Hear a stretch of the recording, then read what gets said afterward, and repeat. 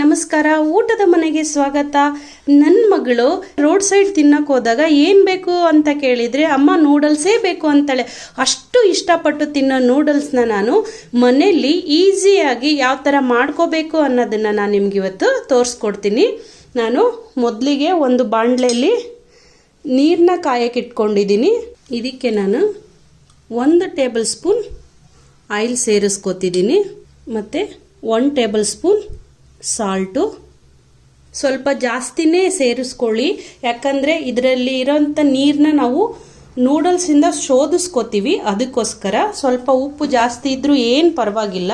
ನಾನು ವೆಜ್ ಹಕ್ಕಾ ನೂಡಲ್ಸ್ನ ತಗೊಂಡಿದ್ದೀನಿ ನೂಡಲ್ಸ್ ಮಾಡೋಕ್ಕೆ.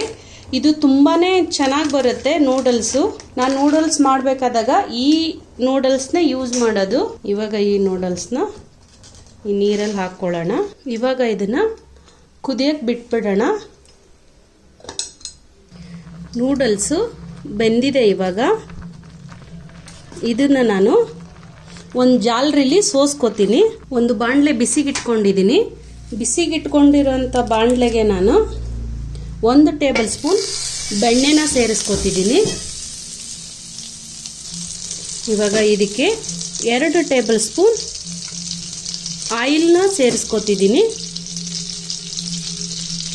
ಯಾಕೆ ನಾನು ತುಪ್ಪ ಸೇರಿಸ್ಕೊಂಡಿದ್ದೀನಿ ಅಂದರೆ ನನ್ನ ಮಗಳು ತುಪ್ಪ, ಹಾಲು, ಮೊಸರು ಸ್ವಲ್ಪ ತಿನ್ನೋದು ಕಮ್ಮಿನೇ. ಹಾಗಾಗಿ ಅವಳು ಇಷ್ಟಪಡೋಂಥ ಅಡುಗೆಯಲ್ಲಿ ನಾನು ಬೆಣ್ಣೆನ ಹಾಕ್ಬಿಟ್ಟು ಅವಳಿಗೆ ಗೊತ್ತಿರಲಾರ್ದಂಗೆ ತಿನ್ನಿಸ್ಬಿಡ್ತೀನಿ. ಅದಕ್ಕೋಸ್ಕರ ನಾನು ಬೆಣ್ಣೆ ಯೂಸ್ ಮಾಡ್ಕೊತಿದ್ದೀನಿ. ಇವಾಗ ಬೆಣ್ಣೆ ಕರಗಿದ ಮೇಲೆ ಇವಾಗ ನಾನು ಕಾದಿರೋಂಥ ಬೆಣ್ಣೆಗೆ ನಾನು ಮೊದಲು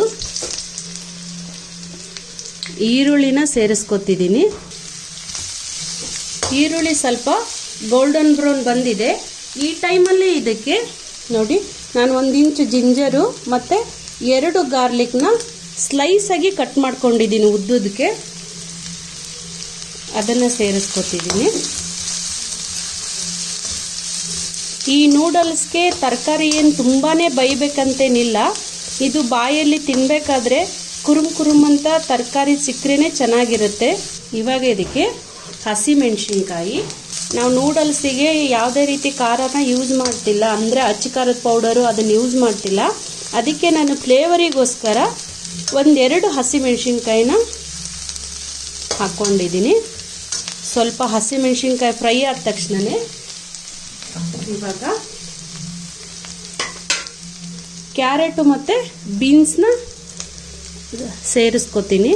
ಕ್ಯಾರೆಟು ಮತ್ತು ಬೀನ್ಸು ಸ್ವಲ್ಪ ಫ್ರೈ ಆದ ತಕ್ಷಣ ನಾನು ದಪ್ಪ ಮೆಣಸಿನ್ಕಾಯಿನ ಯೂಸ್ ಮಾಡ್ಕೊತೀನಿ.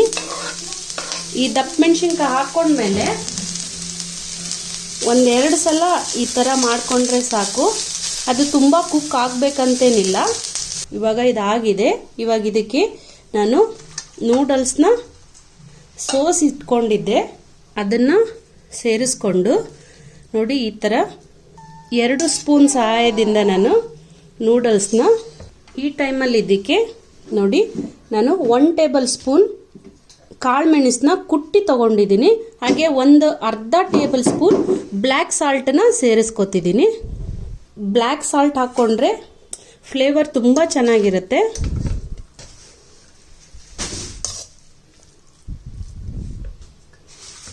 ಇದನ್ನೊಂದ್ಸಲ ಮಿಕ್ಸ್ ಮಾಡಿದ್ಮೇಲೆ ಇವಾಗ ಇದಕ್ಕೆ ಸ್ವಲ್ಪ ರುಚಿಗೆ ತಕ್ಕಷ್ಟು ಉಪ್ಪನ್ನ ಸೇರಿಸ್ಕೊತಿದ್ದೀನಿ. ಆಗಲೇ ನೂಡಲ್ಸ್ ಬೇಯೋವಾಗ ನಾನು ಉಪ್ಪನ್ನ ಹಾಕ್ಕೊಂಡಿದ್ದೆ, ಹಾಗಾಗಿ ನೋಡಿಕೊಂಡು ಉಪ್ಪನ್ನ ಸೇರಿಸ್ಕೊತಿದ್ದೀನಿ.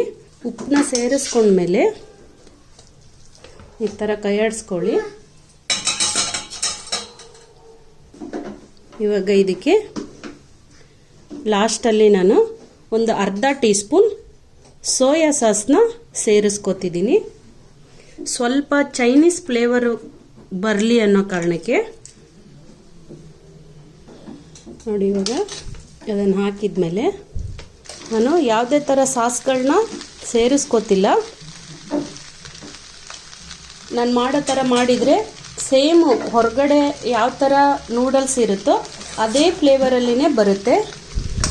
ನೋಡಿ ನೂಡಲ್ಸು ಎಷ್ಟು ಉದುರಾಗಿ ಬಂದಿದೆ ಅಂತ. ಫ್ಲೇವರು ಅಷ್ಟೇ ತುಂಬಾ ಚೆನ್ನಾಗಿರುತ್ತೆ. ನೂಡಲ್ಸ್ ರೆಡಿಯಾಗಿದೆ. ಇವಾಗ ಲಾಸ್ಟಲ್ಲಿ ನಾನು ಕೊತ್ತಂಬರಿನ ಸೇರಿಸ್ಕೊಂಡು ಇನ್ನೊಂದು ಸಲ ಮಿಕ್ಸ್ ಮಾಡ್ಕೊತೀನಿ.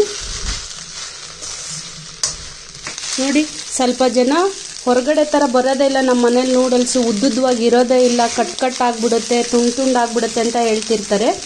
ನೋಡಿ ಎಷ್ಟು ಉದ್ದುದ್ದಾಗಿ ನೂಡಲ್ಸ್ ಬಂದಿದೆ ಅಂತ.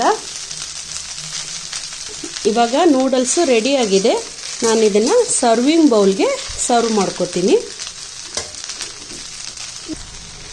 ನೋಡಿ, ನೂಡಲ್ಸು ರೆಡಿಯಾಗಿದೆ.